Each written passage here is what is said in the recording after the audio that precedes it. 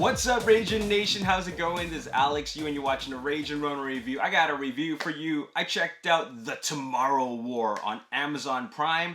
It's directed by Chris McKay, and he worked on, he directed the Lego Batman movie, which I really enjoyed. He also worked on Robot Chicken Star Wars 3, which I never watched.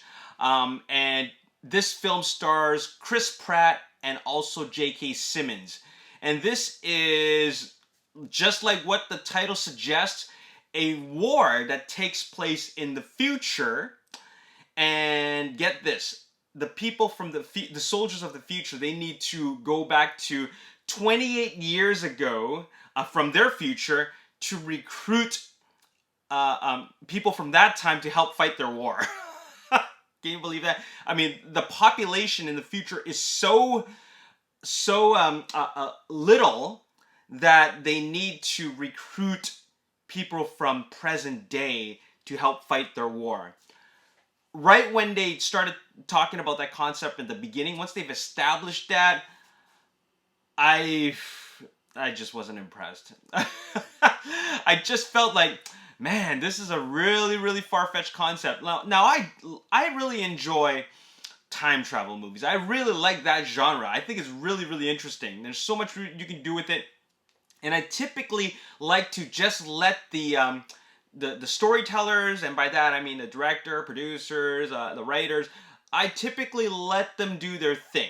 You know what I'm saying? I just want them to just, I don't know anything about time travel except, I know the basic and fundamentals of that, changing the future, you can't change the future, certain rules like don't walk into yourself or you will make the whole space-time continuum explode or whatever. So, there's certain things that I do know about it based on other movies, but I feel like this film breaks every single one of those rules. Like, I feel like they stop caring and just want to do their own thing. And that's one of the biggest issues that I had with this movie, is that everything is so convenient. They can just do whatever they want. They can go back and forth in time whenever they feel like it and however they feel like it based on this technology that they have. It's not even like a portal that, like, for example, Back to the Future, they need to achieve certain things to go back in time, like a certain speed, a certain amount of power. Other time travel movies required you to go through a portal, which was only open at certain times or whatever, right? Or they have to find wormholes or something like that. This one, everything's very convenient. Let's just go back in time whenever we feel like it, and we don't even have to go through a portal. It just happens. So it just really makes me feel like, well, the more they do that, the more they're going to screw up the future or screw up the past or whatever, right? So there was a point in time where I decided to just, like, you know what? Let's just stop thinking about it. Let's just check our brain at the door and just watch this movie and just let all the action play out. And I enjoyed it much better that way than trying to figure it all out. Because I don't know which is this film trying to do. Is it a smart film a film with a smart concept that ends up being dumb, or is it a dumb film trying to be smart? I can't figure out which one it is. But at the end of the day, there's still quite a great amount of dumbness in this film. So the thing is that I still really enjoyed the action. I enjoyed the alien fighting action. There's some really cool scenes. I mean, it really shows you, like, this is the future and they got all this futuristic technology, and it's really cool. The only thing that for the future, the only thing that they really don't have in terms of futuristic technology to fight off these aliens is sufficient firepower. It feels like, okay, and we've been through this so many times in other science fiction films where they're fighting a much larger enemy. Let's take Transformers, for example. You're using, like, regular guns against these alien robots.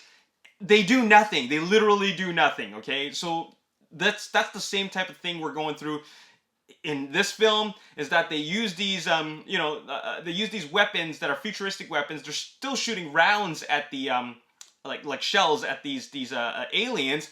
They do absolutely nothing. Like, they do nothing. Like, what is the point? Like, as I'm watching them continue firing the guns, they're desperate, right? They're like, ah! I'm getting annoyed. I'm getting really annoyed because, dude, like after the first couple of rounds, do you not realize that this is doing nothing? You guys got to get better firepower.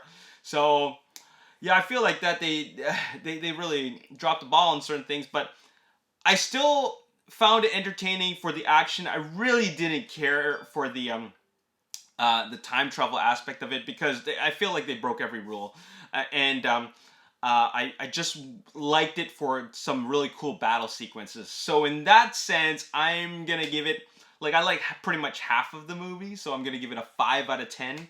5 out of 10. It's all right. A lot of people like this movie actually. A lot of people really like this movie. I just thought it was kind of dumb. It's really really dumb. Like I guess it's a dumb movie trying to be smart. But or maybe it really is a movie with a really brilliant concept that ended up being really dumb in the end. Like really for dumb audiences, you know, the ones that don't want to think. Because I stopped thinking at that point, at a certain point, and I just felt like there's some pacing issues here. Like you know, there is a lot of action when it happens, but like a lot of the stuff that happens between and before the action, I really didn't care for it. Like, and it drags. It really drags. It really, like, they got to work on the pacing of the movie to get the audience interested. Anyways, 5 out of 10. That's how I feel about this movie, and there you have it. Thanks for watching this review. I'll see you next time. Peace.